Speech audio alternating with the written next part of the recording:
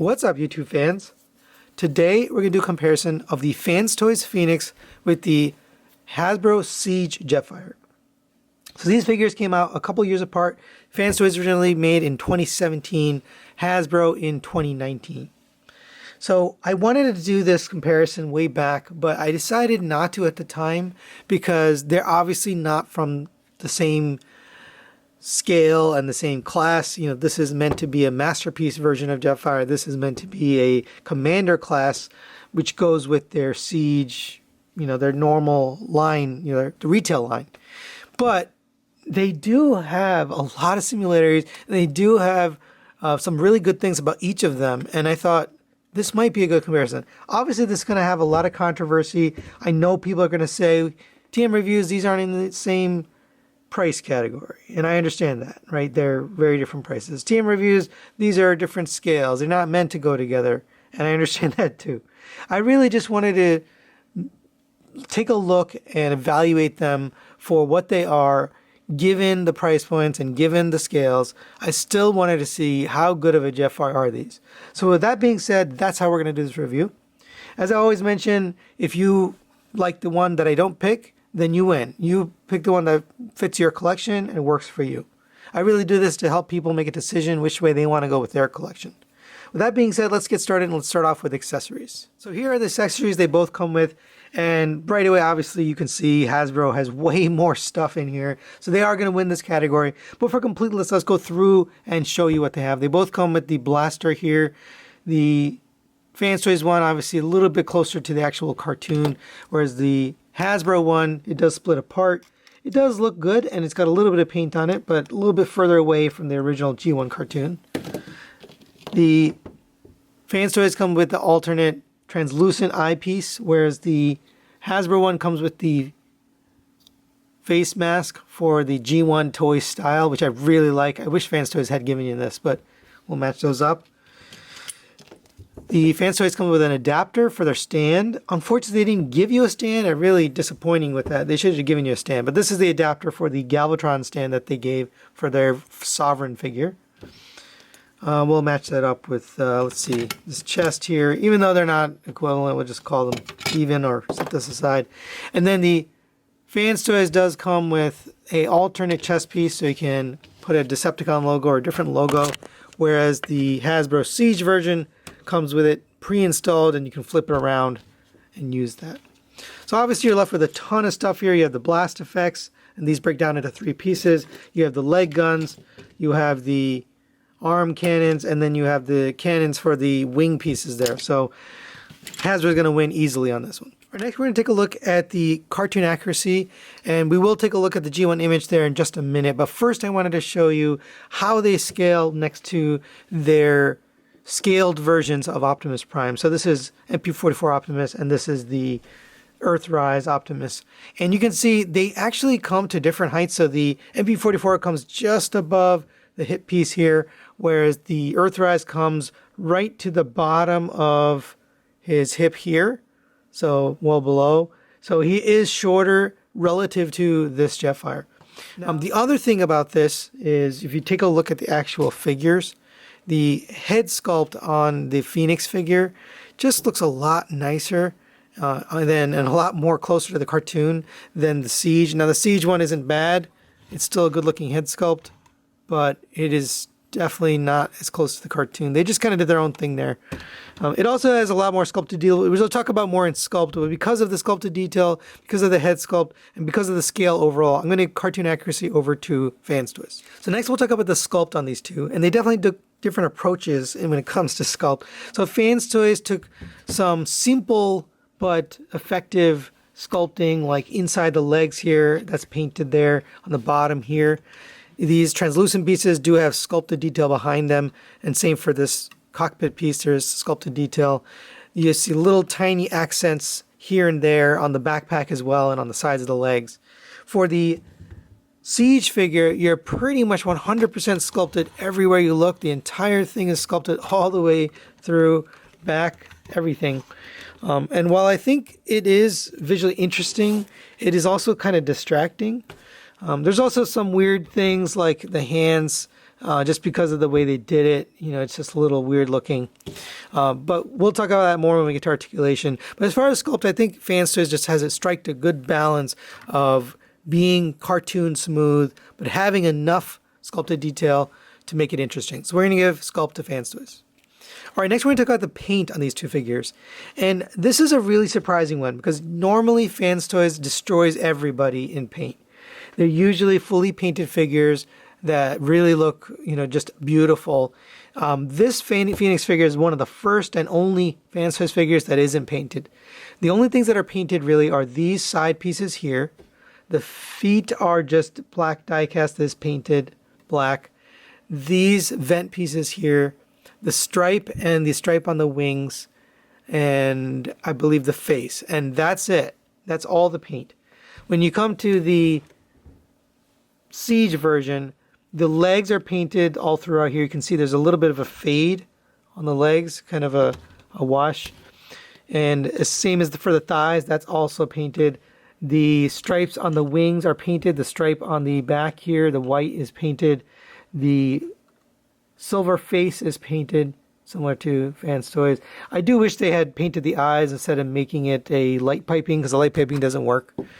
But overall, I think the Siege actually has more paint, and it is pretty well applied. Me personally, I don't like the weathering look. That's not for me.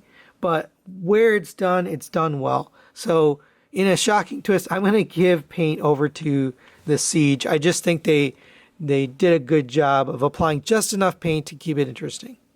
All right, next we'll talk about the build quality on these. And this is something you really have to handle the figure to understand. When you pick up this FansToys figure, it's heavy, it's beefy, the joints just feel really amazing.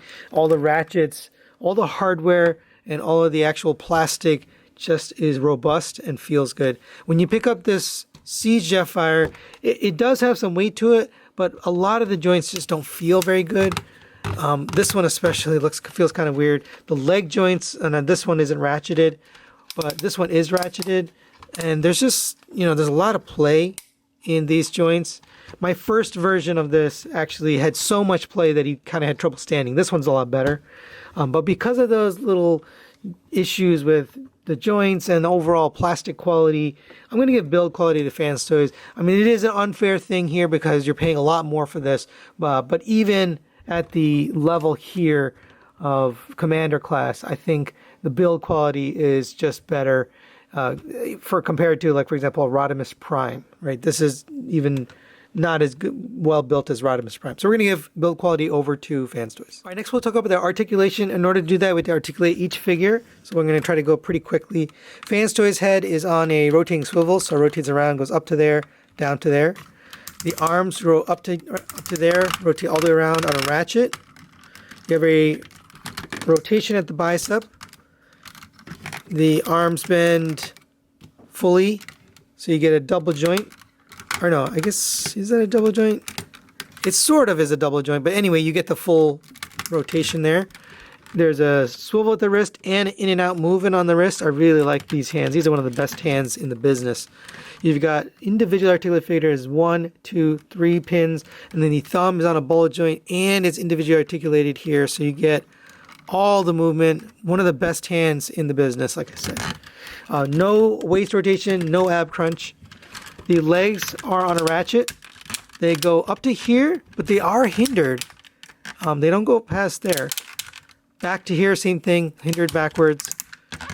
Goes out to the side on friction, but they're very heavy, so it doesn't hold. Rotation at the thigh, rotation at the knee. Single jointed knee gets you 90 degrees. Ankle tilt, ankle pivot, all the way up and down, partly due to transformation. Toe tilt here. And that's it for FansToys. Oh, and you do get the hip skirts here and the wings if you want to articulate them, but every Jetfire usually does that. Moving on to Siege, the head is on a rotating swivel as well, so rotates the arm, goes up to there, down to there, pretty much exactly the same as the FansToys. The wings, do they go up and down? Yeah, they do. The shoulders rotate around on a ratchet, up to here on a ratchet, although when you pull it back down, you have this problem here, and that's been with every version of this.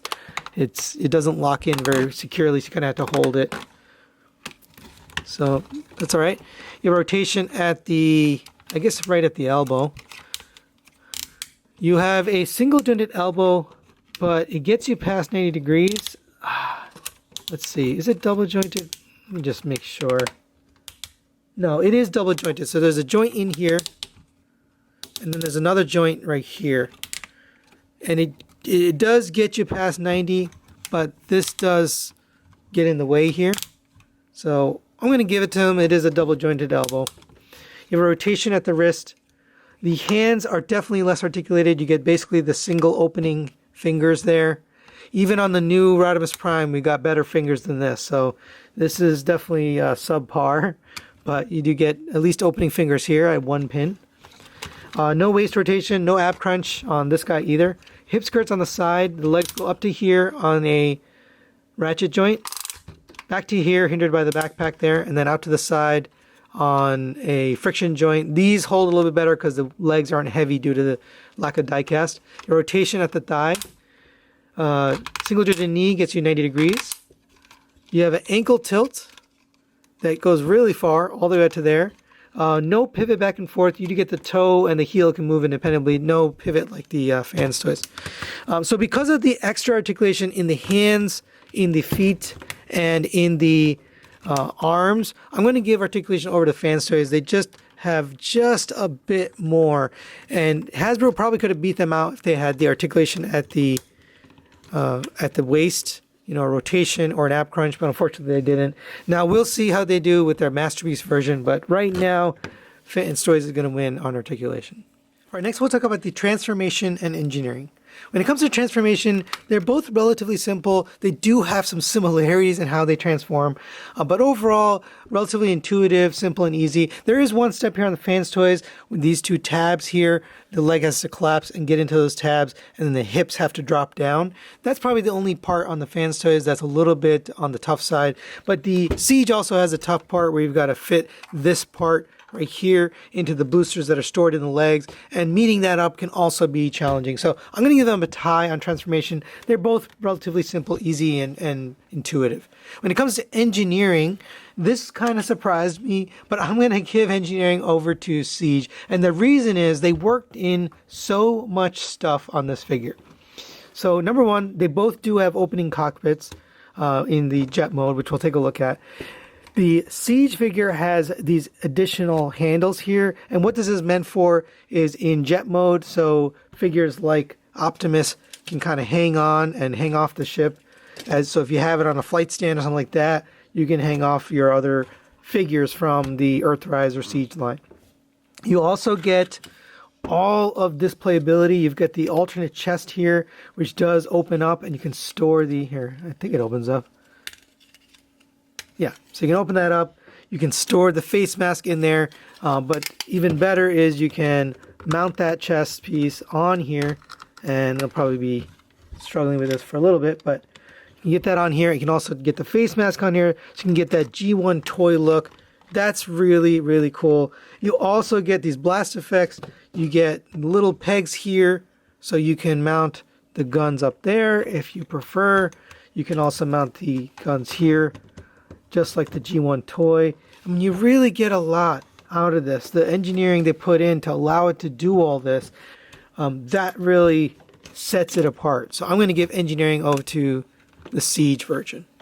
And here they both are in their alt modes. Both relatively good looking from the front and the top. But once we move them, that's where they start to differ. So for the Siege version, you can see there's a lot of gaps and holes. There's actually a gigantic hole right there in the middle. There's also some gaps and holes right here on the side.